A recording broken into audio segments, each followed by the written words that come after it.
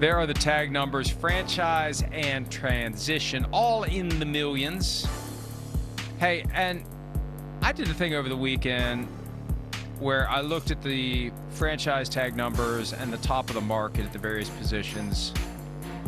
Yeah. It really is off. We talked about that yesterday. What's the 27.3 for the receiver and $40 million for the top of the market. So Pickens is getting $27.3 million under the franchise tag this year, barring a long-term deal.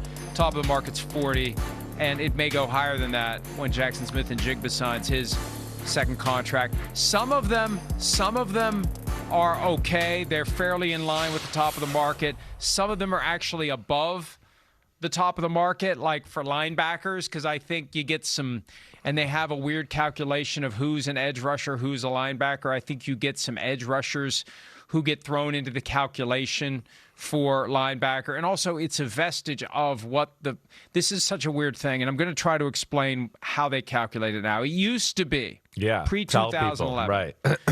The franchise tag was determined by the average of the 5 highest cap numbers at the position in the prior year. So if you're a quarterback, it would have been the 5 highest cap numbers for quarterbacks the prior year. The average of that is the franchise tag. Now, is that perfect? No, because you got a lot of cash over cap going on, and some of the best players, their cap numbers aren't going to be that high. And by the time their cap numbers are high, they get cut or they get restructured. And the cap numbers are never as big as they need to be. But still, that's better than what they do now. What they do now is they do 5 years of the franchise tag, the percentage it consumed of the salary cap each year. So and I'm just going to throw out round numbers. Quarterback. 1 year, it's 15%. The franchise tag is 15% of the salary cap. The next year, it's 14.8. The next year, it's 15.2.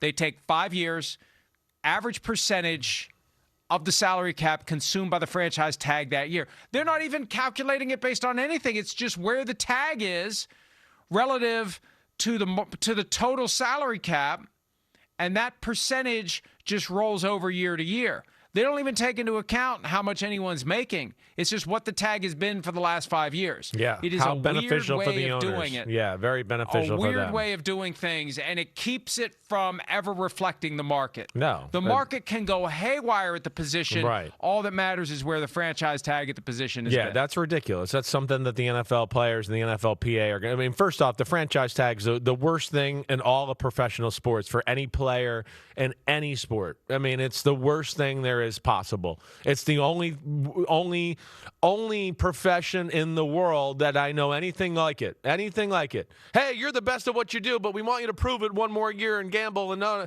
nobody does that. It's bullcrap. No long-term security. We got to do it again.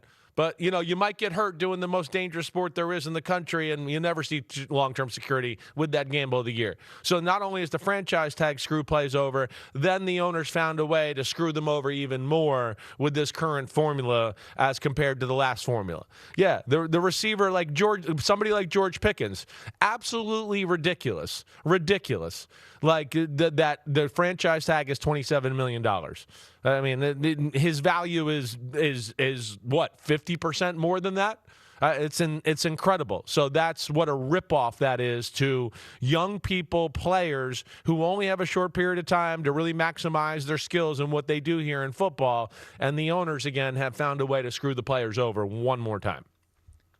And they'll use it when it's beneficial to the teams. Tyler Linderbaum isn't getting tagged by the Ravens because they don't have a specific franchise tag for centers, and they don't want to tag him at 25.8 because the market's 18. Right. So then you hear, we want to get. He's earned the right. No, he hasn't earned the right. You've decided not to tag him. Yeah. If that tag was 15, you'd tag him. Yes. The tag's 25. You ain't tagging them. Right. It's a mathematical equation. It's the parts in the football machine. Which ones are going to get replaced? Which ones are going to get traded? Which ones are going to get sold? Which ones are going to be discarded? We're going to plug a new part in. That's all it is. It completely dehumanizes the players, but that is the way that it is. Oh, and let me make this point too. Because any time, and the specific example is when I argued on Saturday night that the next time around they need to address this franchise tag calculation, that, you know, as the tweet communicated that I posted on Saturday night, the franchise tag number for some positions is too low. That's when the bots and the incels come out and say, well, they agreed to it. They agreed to it. They agreed to it. Shut up with that.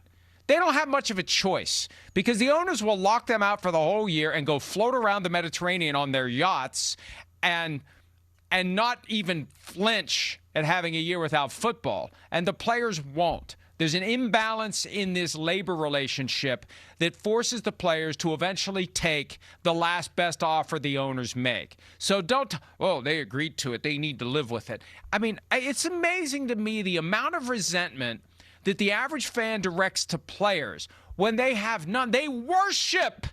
It's not that they don't resent the oligarchs. They worship them. At least the bots and the incels do. Well, yeah, the oligarchs are winning. I mean, not only in sports, but in real life, as we know, right here in this country. They are winning, winning, winning. Everything is about the oligarchs. We have all the money, but don't tax us because we have all the money. Okay, but what about what? 5 people have more money than 10% of the country? Huh? What? That's not right. Yeah, so that's the oligarchs are winning in every aspect. Not shocked there. We may not make it to 9 o'clock at this rate because there's a chance. I don't know what I didn't say that's not true there. You know, I don't know. No, it's all 100%. It's all 100% true. It's all 100% true. Yeah. Hi, it's Mike Florio. Thanks for watching PFT on YouTube. Hit subscribe for the latest news and analysis from Pro Football Talk.